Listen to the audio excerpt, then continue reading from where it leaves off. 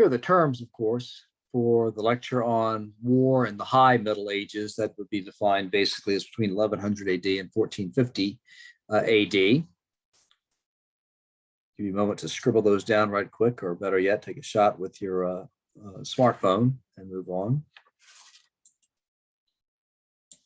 By the end of this presentation, you should understand, first of all, the Motte and Bailey Castle,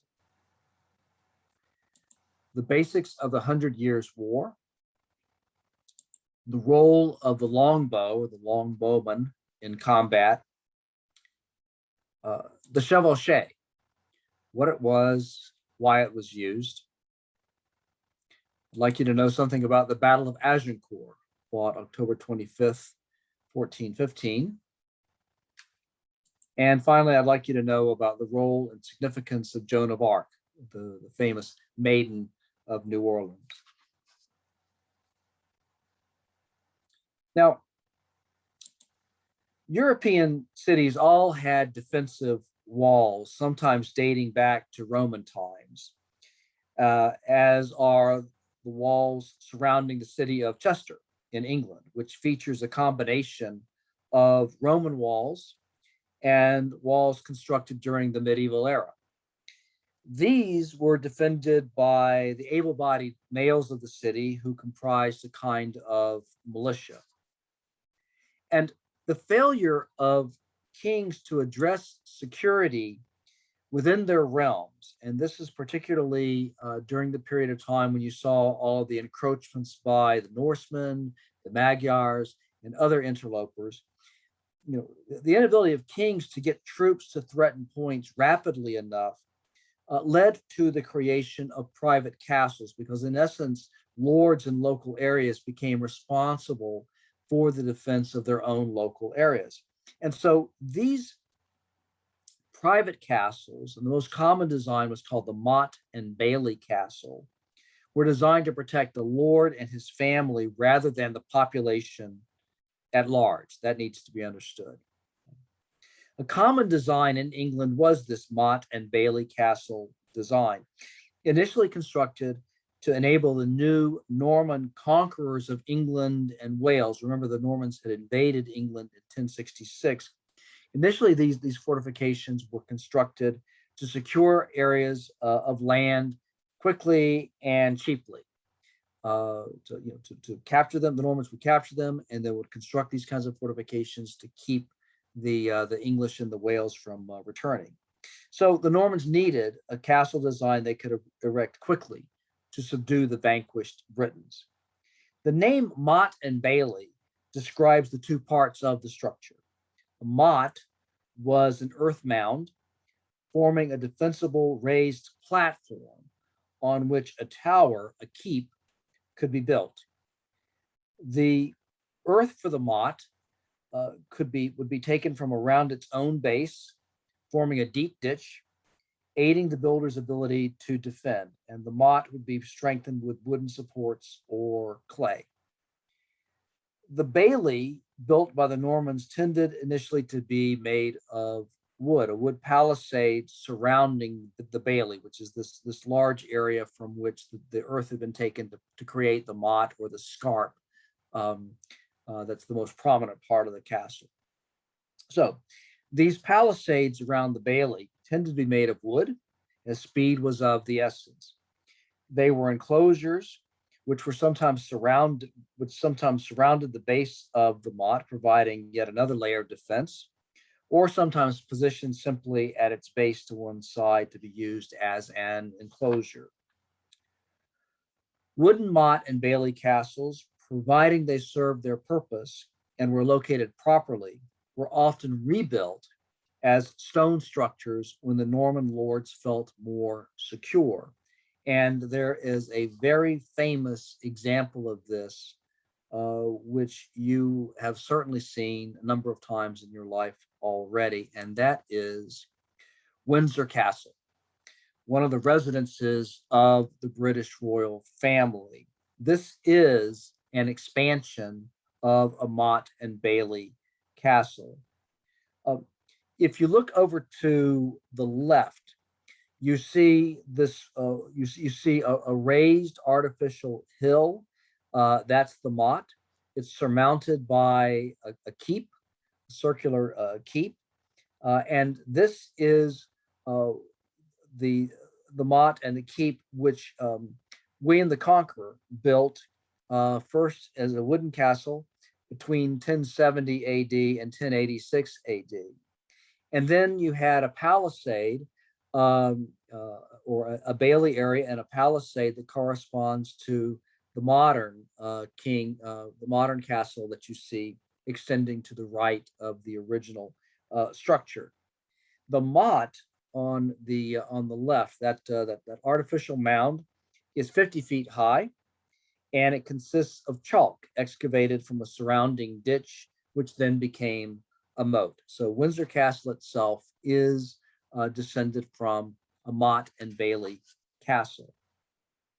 Now, the High Middle Ages in what was the old Frankish kingdom and now being called France, the High Middle Ages were dominated by the Hundred Years' War, and this was a clash between between France and between England. Here's some maps illustrating it. This Hundred Years' War, by the way, lasted officially 116 years and had a devastating effect on France, the main arena of action, and killed between 2.3 and 3.3 million people.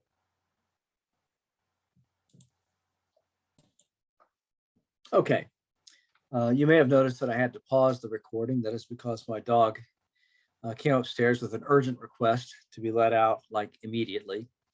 So I think I got as far as telling you that the Hundred Years' War actually lasted 116 years.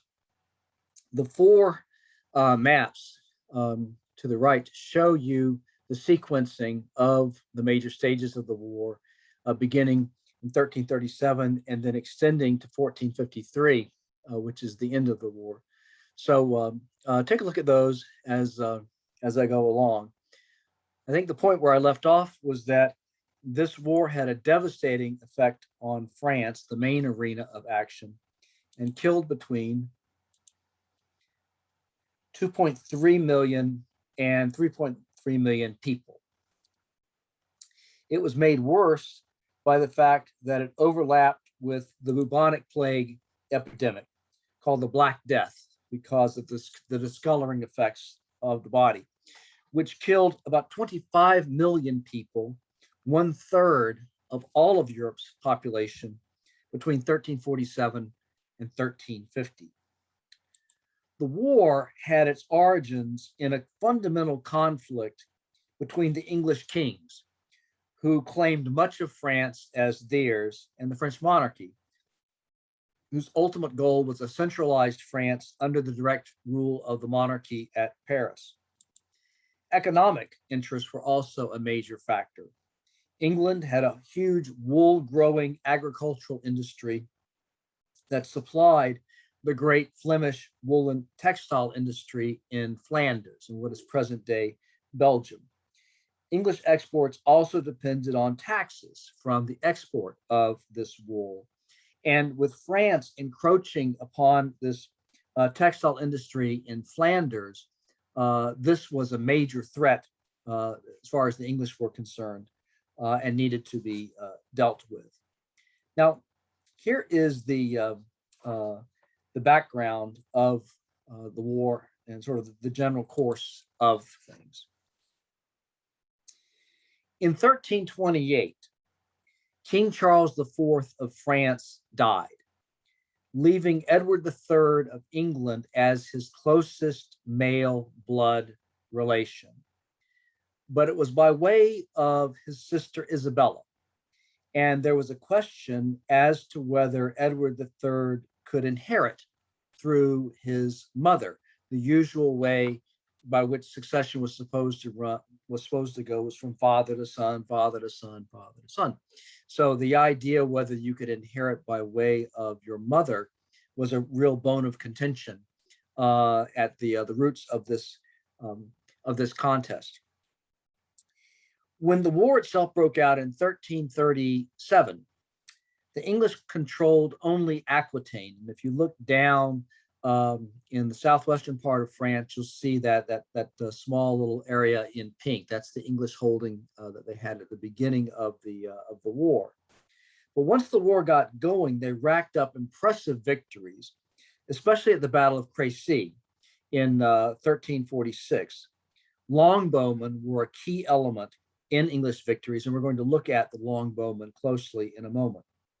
English holdings neared their height after another victory at Poitiers in 1356. This is the same Poitiers, by the way, where there was the great battle between the Franks and the Muslims in 732 A.D. And then the next map, the one indicating 1360, shows the situation after the Battle of Poitiers, and you can see that the English have expanded their holdings considerably.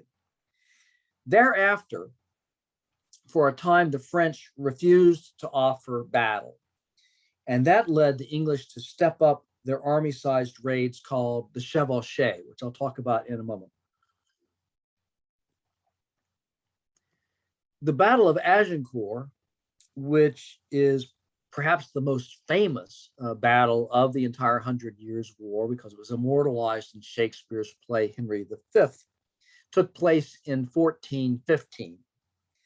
It was an epic English triumph in which the English army under King Henry V defeated a much larger French army.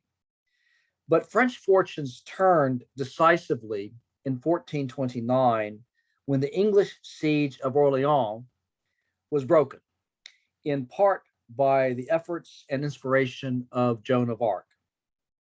The war finally ended in 1453 with a peace treaty that left the English in possession only of Calais, an English Channel port opposite Dover, England. And the English would finally lose that in 1558 when the French snapped it up in a siege. Pitched battles between the English and French did occur, with knights being the most important component on both sides, but infantry in the form of longbowmen becoming significant once again. And so what I want you to do now is to watch this demonstration of the longbow, the next video in this series of presentations, followed by a recreation of the Battle of Crécy in 1346.